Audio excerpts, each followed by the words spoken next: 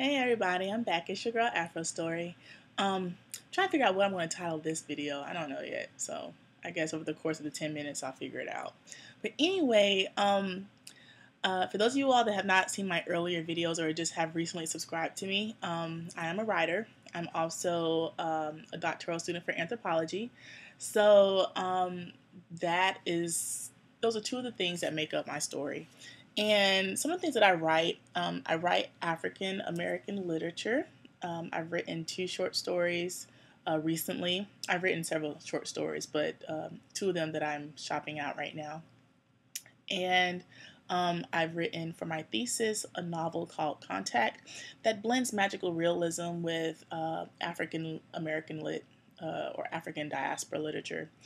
And also, I wanted to share with you guys something that's really interesting that most people do not know about me is that before writing my short stories, before writing my novel for my master's program, I actually wrote a fantasy novel for children or young adults.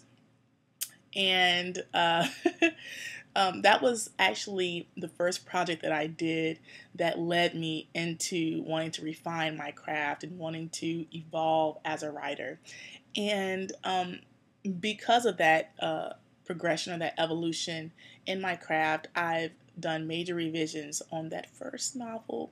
That was a fantasy novel, and hence what we have now, Panacea and Charm, which is a series. This is the first in several books I hope to write that's dealing with Charmer. So I guess the series is going to be called Charmer. The first one is called the Panacea and Charm. So yes, there are a couple things you should know. Me writing, I've been drawn to science fiction. I've been drawn to African American lit, Gothic literature, fantasy, magical realism, uh, anything you can imagine. I've always been drawn to different genres as a writer. And one thing that I found when reading stuff, especially in fantasy or science fiction or magical realism, is that there's not that many black protagonists, and I was always off by that. Um, I've been able to get into a book regardless of a person's ethnicity, but I found it to be, as I grow older, very unsettling and sad that there's not enough fantasy novels with protagonists being black children. You know, you have all these others that are out now: Harry Potter, Stephanie Meyer's Twilight, Sorcerer's Apprentice, um, the Olympians, all these different characters, and all of them, for the most part, are white, and they may have, a black sidekick. So I actually really believe in that quote that writers write what they love to read.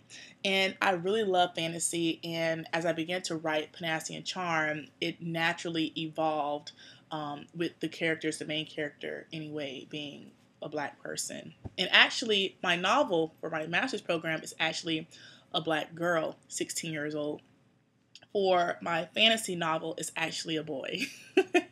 So we'll see if I actually delve into the mind of a little black boy, right? Or a boy in general. So anyway, yeah, that's all I want to share with you guys. And oh, another thing too is because I have a couple of readers, and one of my good friends is a white lady, and she's I've shared with her my draft for this, and one thing that she asked before I told her about, she was like, "Oh my God, Brittany, I hope and pray that the main character is black." And I'm like, I mean, I contemplated it, but I didn't think that people would think there would be a need for a black protagonist that's in the fantasy genre. So Panacea and Charm is that. And I'm going to read an excerpt, perhaps the first chapter I'll read for you guys. And then in the future, I might give you guys a synopsis because I have not actually visited this novel in almost a year and a half. So I need to refresh my memory on it to give you guys a synopsis about it. But I definitely intend to shop out my fantasy novel and my more serious African American literature / magical realism novel that I wrote for my master's program. Both of them are very dear and close to me, and they're different aspects of me as a writer. So I write it all. Oh, and I've also written a screenplay too that was that helped me get accepted into the FSU Master's Program for Film that I didn't go through with. I decided to just refine my writing specifically. That's why I chose a Master's of Fine Arts program that focused on fiction writing. But I am definitely still passionate about all genres of writing in general. So with that, I will begin reading. Actually, I think I'm going to create another video just to read my novel, my young adult novel. So yeah, that's just my little take on the need for more main characters in fantasy and young adult fiction that are ethnic, that are people of color, that are black, that are Asian, that are Puerto Rican. Because me, I volunteered with young students and I've taught young students. And I remember when I was doing Big Brothers Big Sisters, my little sister, I gave her a book, and it took me a long time to try to find out this book. But I gave her a book, and I forgot what it was called. Let me see if I can find it. I'll be right back.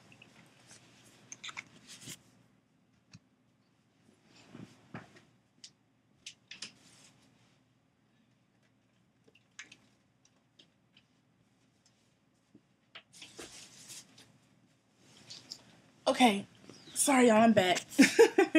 Okay, I gave her this book by Patrick Carman, The Dark Hills Divide. I hope y'all can see that. This was, I think, a very good book, and I thought it was a book that may be a little bit challenging for her to read, but because I was going to read it with her, I was going to work with her about it. And it's also a fantasy novel, too. So I was hoping that it could, help her, read better and also be engaged in the reading, be taken away into a different world, be excited by it. Um, she saw this book and put it down. Okay, she said, I can't read this. She said, I don't want to read this. I said, why not? Why don't you want to read it? Because it got that white girl on it. I'm like, okay. Because me, I've noticed the fact that most of the books that I really, really love in fantasy have white protagonists, but I never really thought that it never deterred me from putting the book down. You know what I mean? But for her, it did. So I didn't know if that was an issue for some mothers out there that read to their children, if they don't see a big deal about it, or if they wish that they could find more books that were fantasy novels that did have black protagonists or people of color that were the main protagonists in it. So I don't know if it's a really big issue for you guys. For me, I definitely was startled by that. And that's something I'm really interested in. And I hope to actually do some research about that in my doctoral program in anthropology, like the diversification of images, black images, not just in the media, but also in the publishing world, in the world of art in general. I definitely hope to delve into how did those images shape the minds of I focus on black women, but I think I might extend that. I think the problem extends beyond just women, also to our youth, because I worked a lot with young kids. So I'm definitely wanting to look into that. Like, do images that our children see, or the lack of images that they see about them, how does that shape them? For example, let me give a specific, frank question. Does the lack of images, black images in literature, and those that become adapted into film, does the lack of those images, for example, in young adult fiction, does that deter black youth from wanting to read? And if so, how can we change that? I'm hoping that they publish a little bit more stories that have, people of color in these stories. Because I think that if it has a universal theme, I think that it can only enrich the publishing world by diversifying the characters. So I think that is very important, the need for us to diversify the characters, so all of our children can become enriched and become engaged by those stories. So that's all I want to say for now. I'm almost at my 10-minute limit, so I will talk to y'all later. Bye, and stay blessed. Trying to figure out the stop button on this. Okay.